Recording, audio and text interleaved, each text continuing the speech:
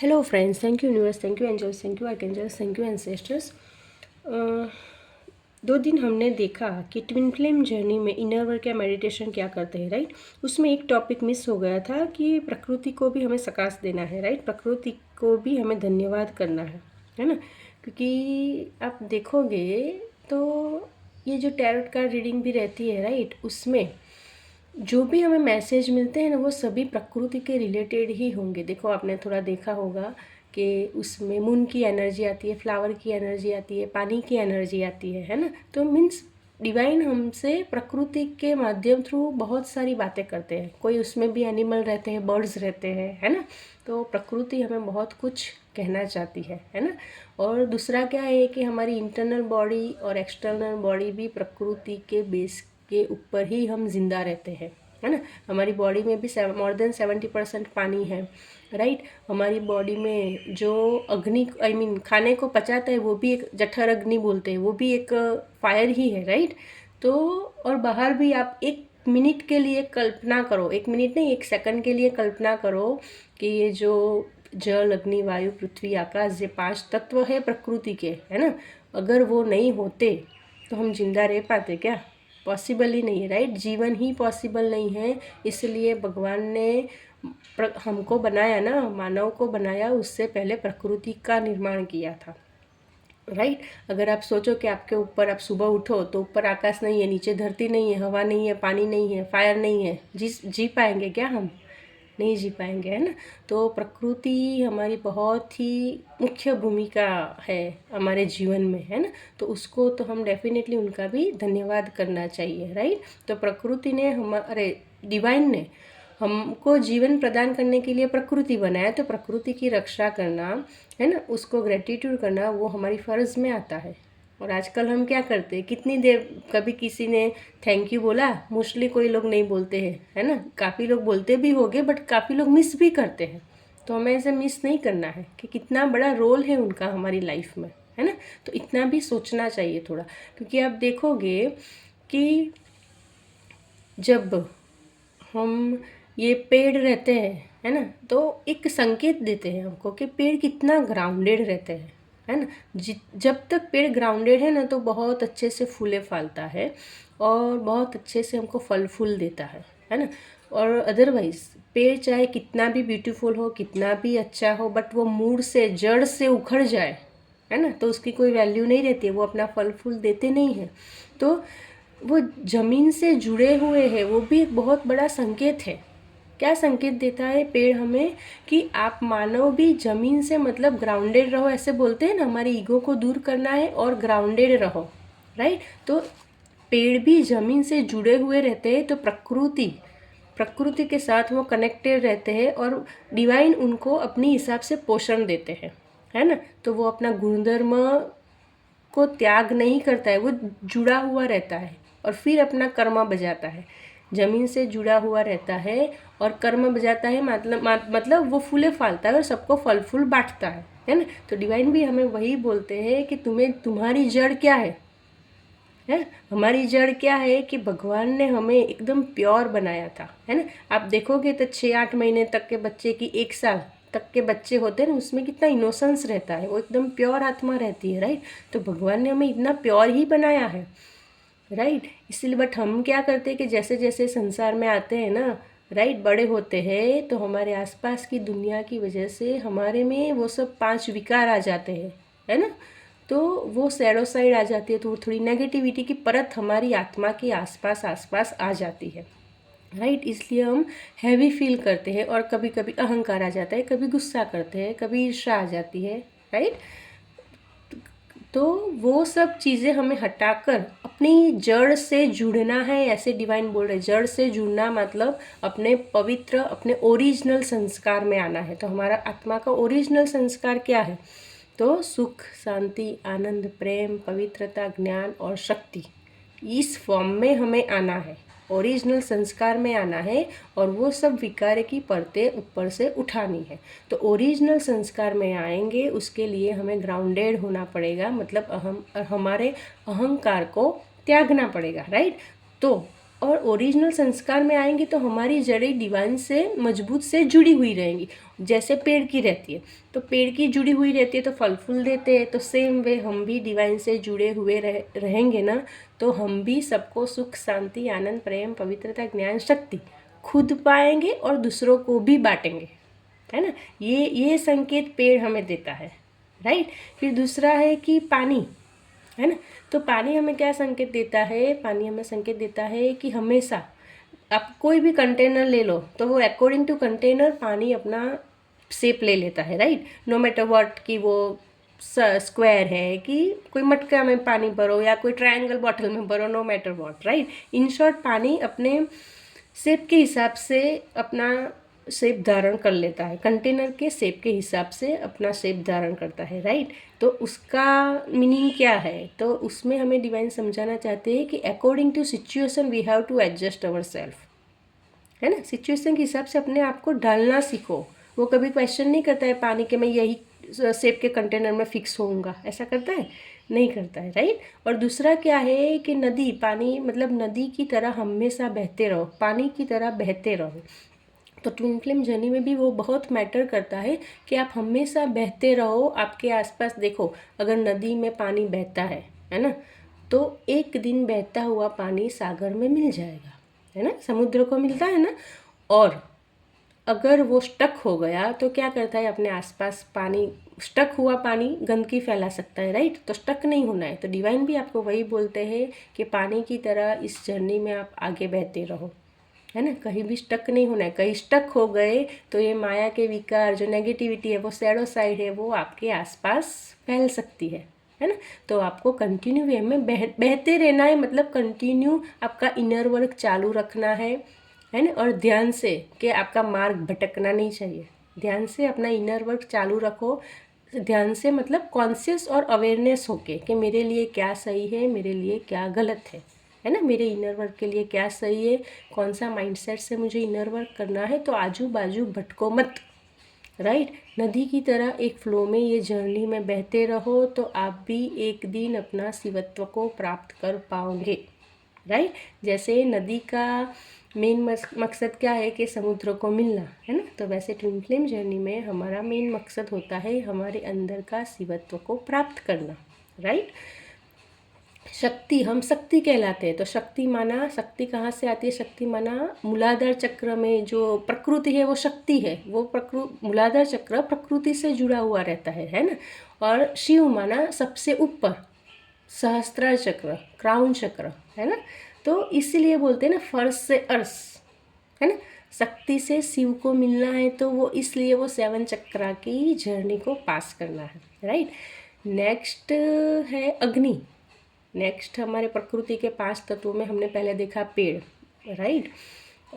Then हमने देखा पानी, राइट।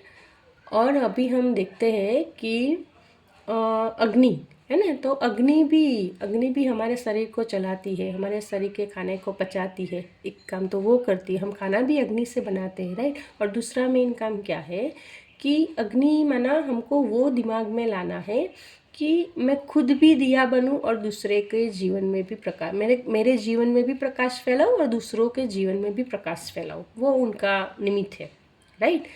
नेक्स्ट है हवा, है ना। जल, अग्नि, वायु, पृथ्वी, आकाश। तो हवा का मतलब क्या है? तो हवा मतलब वायु, हवा, उसका मतलब क्या है कि मैं वायु की तरह स्वतंत्र रहूं, ना मैं किसी को कंट्रोल करूं ना कोई मुझे कंट्रोल कर सके, है ना। एक पंछी की तरह स्वतंत्र आकाश में उड़ूं, है ना। ऐसे में हवा की तरह हमेशा स्वतंत्र रहूं, राइट। नेक्स्ट है आकाश। तो आकाश को देखकर हमें क्या बोलना है कि आकाश की तरह विशालता मेरे हृदय में आए। आकाश कितना बड़ा है, कितना विशाल है ना। तो उसको देख के हमें बोलना है कि इतनी विशालता मेरे हृदय में भी आए, है ना। कि मैं बहुत सारी लोगों की सेवा कर सकूं, बहुत सारे लोगों को उठा सकूं, बहुत सारे लोगों के जीवन में मैं प्रेरणा बन सकूं, बहुत सारे लोगों की चेतना का मैं विकास करने में उनकी सहायता कर सकूं। जो मेंटली डाउन है, जो बहुत सारे इगोइस्ट है, जो मेंटली डाउन है, जो डिप्रेशन में है, तो ऐसी आत्माओं को, उनकी आत्मा का, चेतना का विकास कैसे करना है, मैं ऐसी आत्माओं को भी जगा सकूं, है ना। इतना पावर हमारे में आ जाता है, राइट। और सबसे लास्ट में धरती, है ना। तो धरती माता तो क्या करती है, देखो वो तो हमारा जन्म से लेकर आज तक उन्होंने हमारा भार उठाया है ना। तो उसमें क्या है, समाने की शक्ति है, कितने लोगों का वो भार उठाती है धरती माता, पृथ्वी माता, माँ तारा, है ना। तो हमारे पूरा जीवन का वो भार उठाती है हमारे, और कितने लोगों का, और उसके ऊपर हम गंदगी फैलाते हैं, है ना। तो ऐसा बिल्कुल भी नहीं करना चाहिए। इसलिए सभी प्रकृति के जो 5 तत्व है ना, उससे हमें एक क्षमा याचना मांगनी चाहिए और उनको ग्रेटिट्यूड पे करना चाहिए।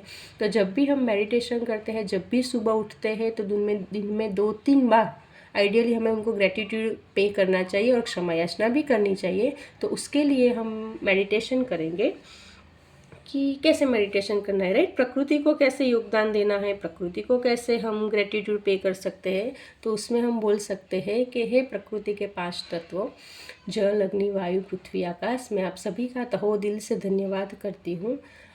आपने मुझे जन्म से लेकर आज तक इतना सहयोग दिया, अपना पवित्र सहयोग दिया, मुझे सुरक्षित रखा, इसलिए मैं आपका तहो दिल से धन्यवाद करती हूँ। अगर मन, वचन, कर्म, वाणी से इस जन्म में या पिछले जन्म में मैंने आपको कुछ भी दुख पहुँचाया हो, कि कुछ भी आपके ऊपर गंदगी फैलाई हो, तो आप प्लीज़ मुझे क्षमा याचना प्रदान कीजिए और मेरे आगे की जर्नी में, आगे के जीवन में भी आप अपना पवित्र सहयोग मुझे प्रदान करने की मैं आपको अनुमति दे रही हूँ, है ना। तो ऐसा हमें प्रकृति को भी क्षमा याचना देनी है, राइट। फिर दूसरा क्या है, प्रकृति में, नेचर में क्या आता है, बर्ड स्पिरिट आता है, एनिमल स्पिरिट आते हैं, है ना। तो उसके प्रति भी हमें बहुत, जीव जंतु आते हैं, है ना। तो उसके प्रति भी हमें बहुत अच्छी, मतलब एक अच्छा भाव रखना है कि thank you bird spirit, thank you my animal spirit. इस पृथ्वी में जितनी भी जीवात्मा है वो सभी का मैं तहो दिल से धन्यवाद करती हूँ। अगर गलती से मैंने आपको मन, वचन, कर्म, वाणी से दुख पहुँचाया हो, तो मैं आपसे भी क्षमा याचना मांगती हूँ, है ना। तो इसीलिए देखना आप, ये जो जर्नी होती है ना, उसमें डिवाइन एनिमल्स थ्रू भी बहुत सारी बातें करते हैं। जब आप एक हायर वाइब्रेशन में आ जाते हो, आपका ऑरा क्लीन हो जाता है, आपका ऑरा इतना पवित्र हो जाता है ना, तो ऐसी सब चीज़ें, छोटे बच्चे जो 1 साल के अंदर है ना, वो आपके साथ एकदम से हंसने लगेंगे। फिर एनिमल्स, जो बर्ड्स, एनिमल्स वो रहते हैं ना, वो भी आपके पास आने में कंफर्टेबल फील करेंगे। कोई कोई एनिमल होता है कि कोई कोई पर्सन को देखकर भागते हैं, बट आपके वाइब्रेशन इतने हाई हो जाएंगे ना, मतलब आप ये सब क्षमा याचना वो सब करोगे ना, तो they can feel your vibrations, क्योंकि उनमें हमारे जैसा माइंड नहीं है। तो animals are very expert in catch the vibrations, okay. तो आप 1 मिनट है, ऊपर से फ्लाइट जा रही है।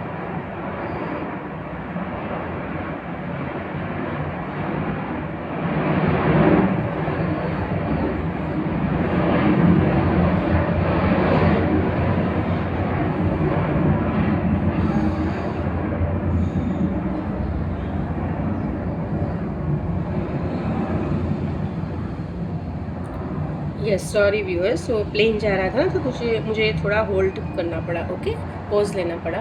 तो यस, हम क्या बात कर रहे थे कि हाँ, जो एनिमल्स और बर्ड्स रहते हैं, राइट, जैसे मैंने बोला ना कि बच्चों में भी एकदम प्योर आत्मा उसकी भी रहती है, और एनिमल्स और बर्ड्स में भी माइंड नहीं है ना।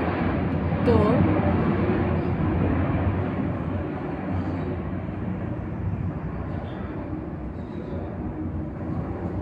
यस, फाइनली अभी यस सेटल हुआ। हाँ, तो बर्ड्स और एनिमल्स में भी माइंड नहीं है, तो वो भी वाइब्रेशन को बहुत इजीली कैच करते हैं। तो आप थोड़ा भी उनके प्रति ऐसे थोड़े भी संकल्प रखो कि आप जब भी कोई बिल्ली को देखो, कुत्ते को देखो, कोई भी एनिमल्स को देखो, गाय को देखो, है ना, तो तुरंत बोलो कि hey animal spirit, I am so grateful to you, I am so thankful to you, thanks for being with me, helping me, guiding me, ऐसा बोलो, है ना। वो कुछ ना कुछ मैसेज हमें देते हैं, और उनके प्रति भी सद्भाव रखो।